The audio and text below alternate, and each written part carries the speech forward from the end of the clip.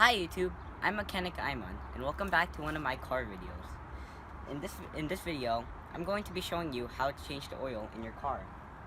Okay, there are two ways to know when to change your oil. The first way is to check this thing. It's called the dipstick, and the way you check is to grab like a towel like this,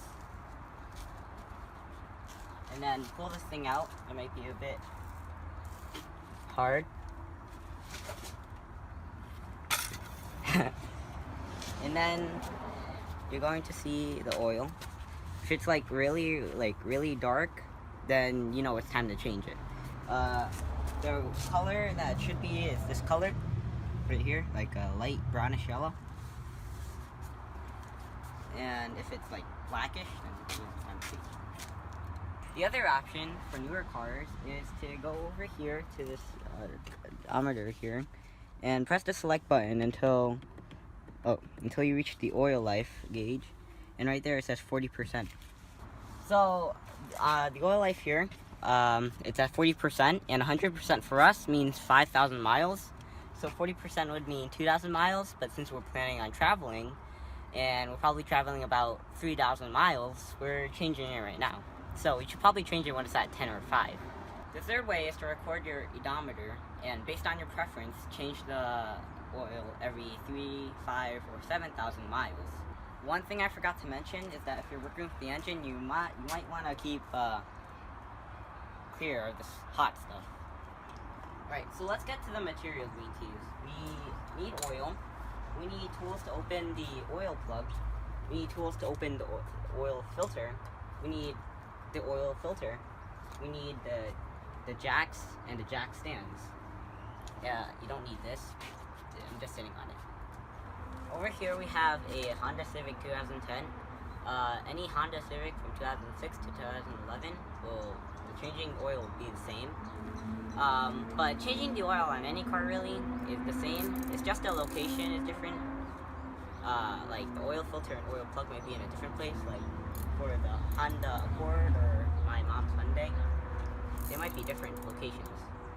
For most cars, to open the hood, you just pull this lever on the driver's seat right here, and you should hear it click. And it's open. Next, you go over to the hood, you pull on the latch, you pull on the hood, you keep this hand up here, you take this, and you put it in here, and then that should kick the hood up. Next step is jacking your car up. So as you can see here, we have 2 different jacks. We're going to be doing a video on these next in the future, so I say you should check it out. Here we have a 1.5 ton. It's very light, and I can lift it up. And then we have a very heavy one, 3 ton. It weighs 70 pounds, so I don't think I can lift it up. But these are your jacks. So what people usually do is they jack the car up, and they put these jack stands under there for safety. And they only do it on one side of the car, and then they change the oil. So that's why it's only a 15-minute process. But for the sake of filming, we're gonna put jack stands on both sides of the car and take out the tire so you can see it. So now we're gonna jack the car up. And I like using this one because it's less pulled because it's larger. And then we're gonna put a jack stand to ensure safety.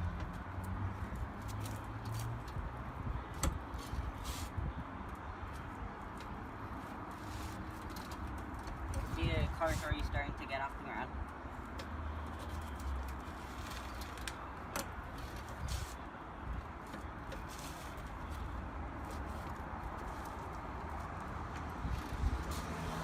This would be probably harder, the 1.5 ton one, because it's shorter. And then we put the jack stand up. Right, so we have the jack stand set up, but it's a bit higher for sake of filming. You can have it a bit lower. So right now I'm going to release this carefully so that the car goes down. Another option for elevating the car that I forgot to mention is these ramps. So basically you slide them under the wheels and then you drive them onto it. But not many people, there's many disadvantages. Not many people have this, and 2, like, the car is a bit too low when it's actually on the ground to actually climb the ramp, so it's a bit harder. I mean, for this, it could probably work, but for this, which is low to the ground, no. So in most situations, you wouldn't have to jack this side of the car up, the driver's side, because it's usually on the passenger side that you change the oil, but for the sake of filming, we're doing it on this side. Usually we just have to crawl under on that side, and then you could get it done in 15 minutes. But as I said before, for the sake of filming.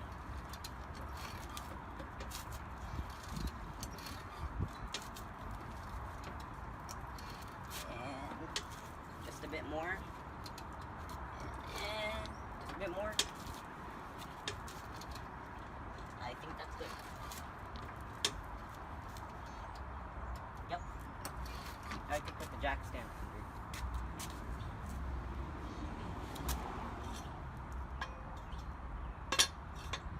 Right, so now I'm going to release it carefully.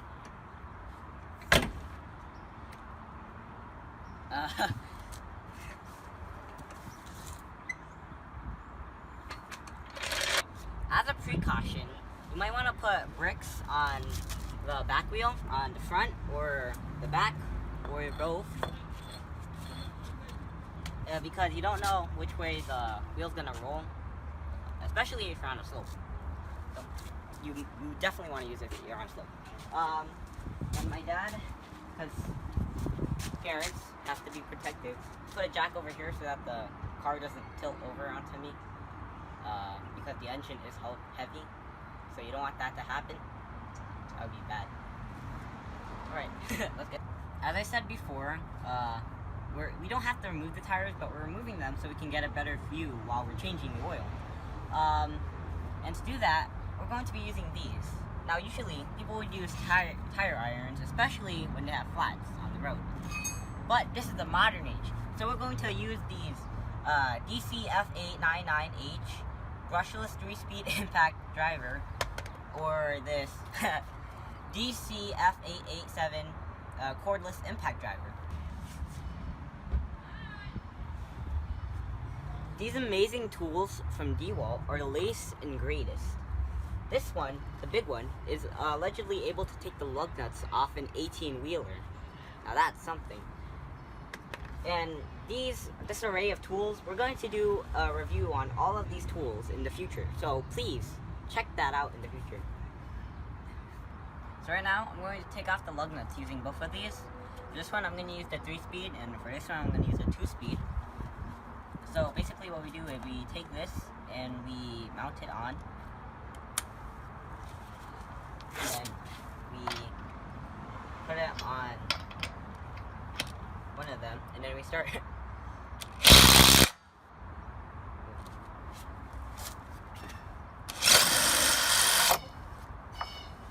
And then that's one off. So what I'm going to do is go across here in a star pattern. And I'm going to use the big one.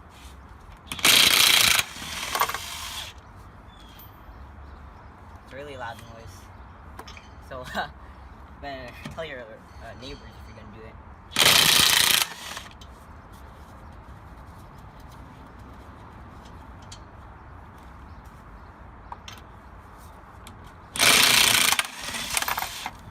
And then the final one.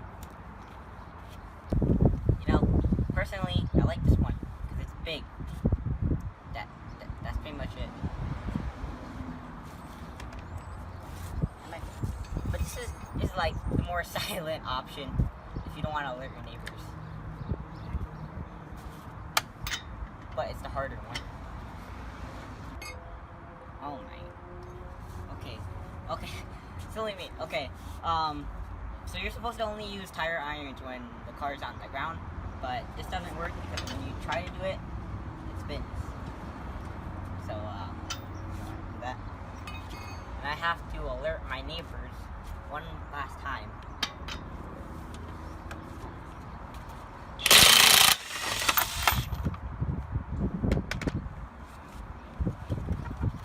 And that's all.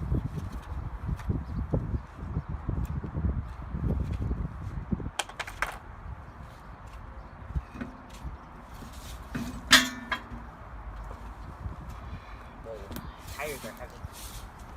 Alright, so I'm under the car, and just to show you, this is where the oil plug is, right here.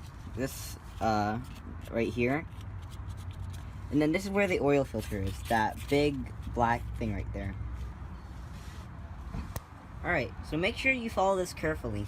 So you want to make sure that this thing, when it turns, it does it so counterclockwise, and then it ratchets clockwise.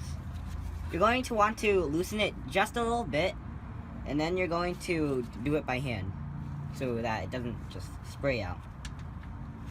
So you loosen it just a little bit, then you do it by hand. Make sure you have an oil pan so that it doesn't go all the way on the floor. Do it slowly. Is it dripping?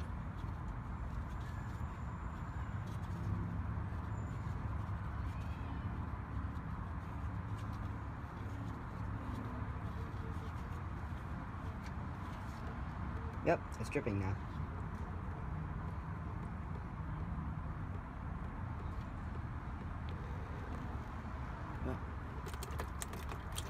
Oh, it's gonna spray out. So, you might want to get your hand out of the way.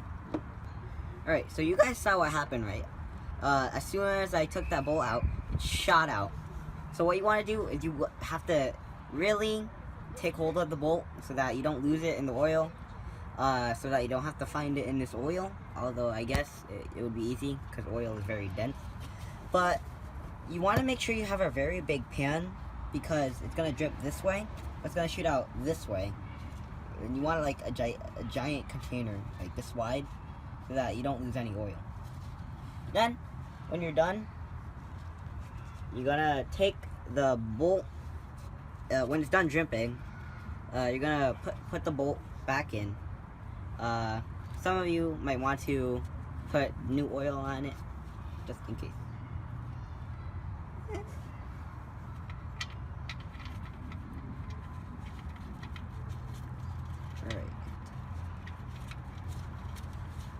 Alright, now it's in there.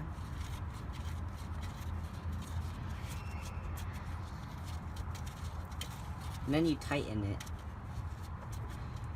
Make sure you...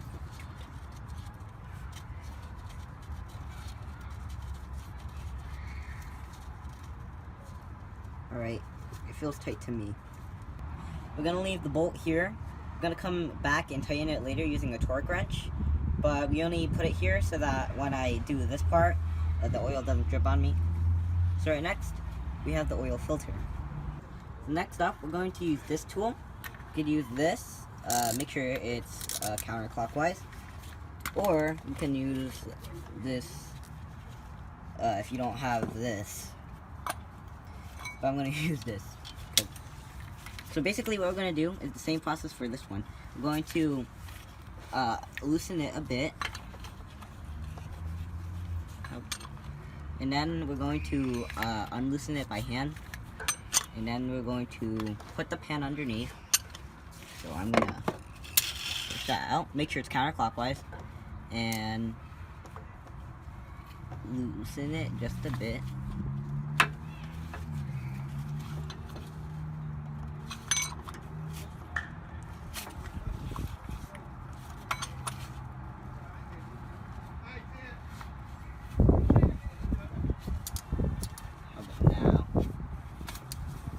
Alright. So now we can loosen it by hand. And then we can dump out oil.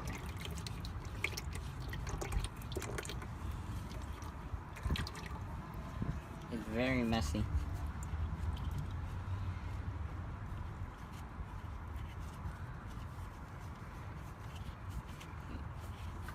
It's not even off. Okay. Oh, shucks. Oh, okay. Alright, so now we're just gonna let that drip out.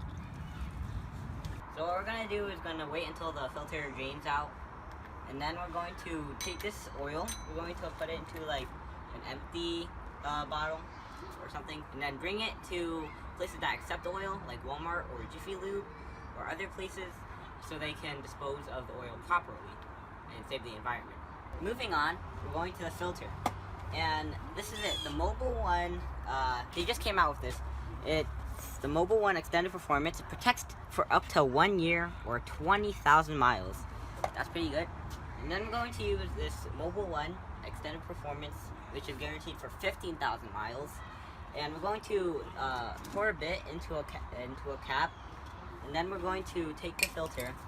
We're going to spread a bit of the oil on the rim, so that when you put it in, it seals tight. Because when you put oil on rubber and you screw it in, it's really tight. So you want to put it on the rim. You know, some people usually like to have a field day, pour oil in this, and then just dump it in there. But when you're putting it in, it just drips on you. So I wouldn't recommend that. So now I'm going to screw in the filter, and make sure that you don't use any tools and just do it by hand. In my case, I might have to ask my dad to do it since I'm not that strong. But back under the car you go. I should move for the thing.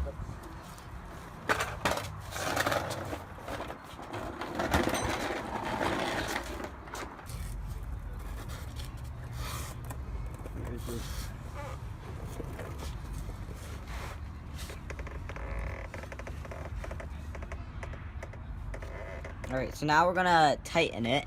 We're gonna screw it in. When you screw it in, you tighten it, but alright, only using hands. Am I actually grasping it? Alright, make sure that you tighten it by hand. I already have it right here. No tools needed. And as you see, when I was unscrewing it, it was like really, you had to twist it a lot. So gloves might not be the opportune thing because they always slip. But I'm gonna do the best I can with the gloves on. It's better to not tighten it too much than over tighten it, because when you're done and you turn the engine on, the heat is gonna expand the metal, and the next day you can put paper underneath and check for leaks. And if you over tighten it, and that's gonna cause the metal to expand, it's gonna cause the filter to become damaged, and you don't want that. So right now we're gonna go back and tighten this using the torque wrench. Now, not many people use the torque wrench, but it's a bit more of the safe option with a wrench. For instance, you can tighten it, and when it stops, you can always just tighten it like 1/8 of the turn, and you're good to go. But it's more safe option for a torque wrench, because when you get to the actual set amount, it clicks. For this one, I think it's set to 19 or 29. So right now, I'm going to tighten it. It might be best if I allow clearance. Actually, I don't.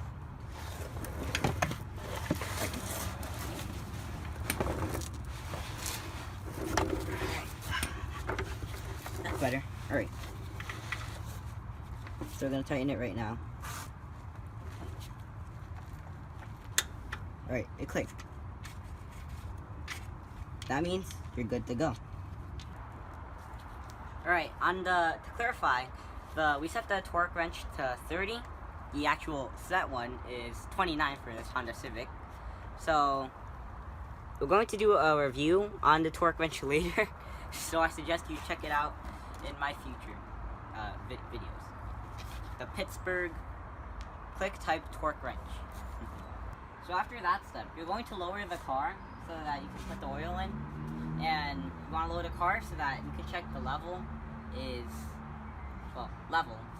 But first we're gonna put this tire in. Technically, you don't have to lower the car. It doesn't have to be level, but it's too high for me to put it in. Alright, so we're screwing this in. Normally, when you do this, you should screw it in 10 times so you don't cross thread. Alright, so we're using this anyway. So we're going to start doing it. I already have this one tightened. Then we're going to go after with that.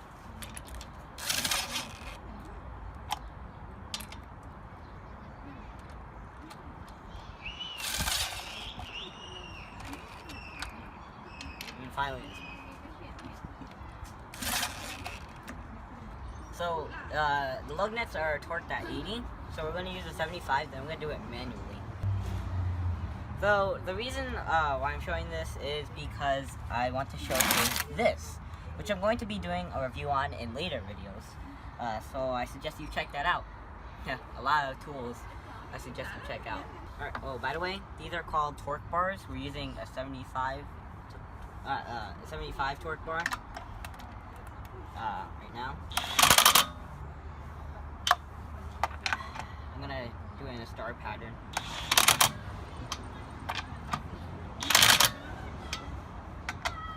And then we're gonna tighten it manually using that. Alright, so we're going to lock it in manually using this. It's at 80, but there's tape on it, but trust me, it is 80. Alright. Alright. You heard that click? I'm going to do this one. Have to get a lock onto it. Alright, that's the click. Alright, so now we're going to put in the oil. So right here is where you put the oil in. On this cap right here, you can see what kind of oil you should use. This is the kind of oil you should use for mine, 5W20, but we don't have enough. So we're using the 020. It's similar to the 5W20 in viscosity and flash point. They're not exactly the same, but they're similar. So we're going to put this funnel in. I'm gonna open this first.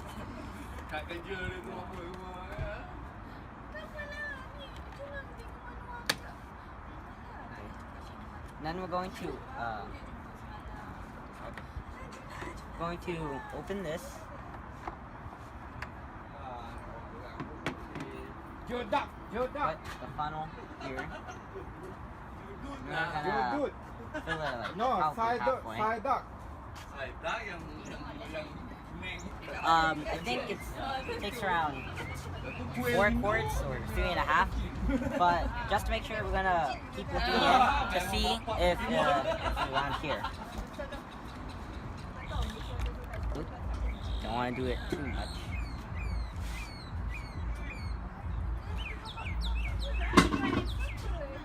Alright, so we've poured the 4 quarts. Now we're gonna pull this up and measure it to see if it's good. I think it's good. Alright. That looks perfect. Okay, so it looks like we're just about done here. All we need to do is tie up a few loose ends and we're good. Okay, if we check the oil life percent, you can see it's at 100. So that's good. That means we're all set. And how many years are we all set for? I mean, so the oil filter was 20,000 miles, but the oil was 15,000 miles, or a year. So we're going to go with the smallest one, so we're going to be good for about 15,000 miles or a year. So I think we're good until we make another video in about a year, probably. Alright, anyway, I'm Aiman, thanks for watching. Please like, rate, comment, subscribe, and look at other videos on EYeOnAiman. Probably how to check the oil life video, which I'm about to upload next. Mechanic Aiman out. Peace.